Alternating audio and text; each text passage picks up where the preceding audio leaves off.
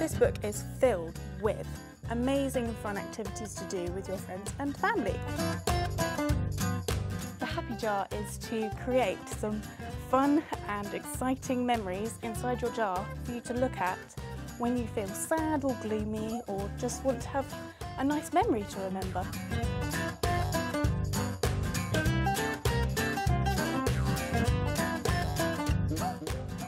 Lots of fun things here. So we've got some pom-poms, we've got some stickers, lots of stickers. Oh, the rainbows and the hearts. So we've got lots of really nice things to start making our Happy Jar with.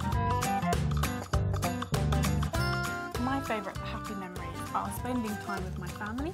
I think I put in like photos of owls, and I do a lot of owl drawings, and I might put in some of my owl drawings stuff. In my Happy Jar are memories of when I was a kid, climbing trees and going outside and looking for lots of different wildflowers. I used to do that quite a lot.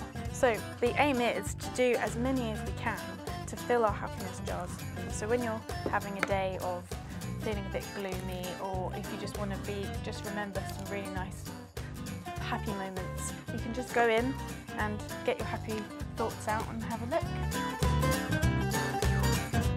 Make sure that it's in an easy place, in your bedroom or downstairs in the living room, somewhere where you can access it easily. Here's my Bob jar. Its starry is looking very fabulous. Thank you very much for joining me today. I think it's been really, really good fun to make these Happy Jars, and anybody can do them at home. You just need a jar, just need some paper, and then happy days really, isn't it? I'm just going to add in my favourite colour. Go for it, go for it.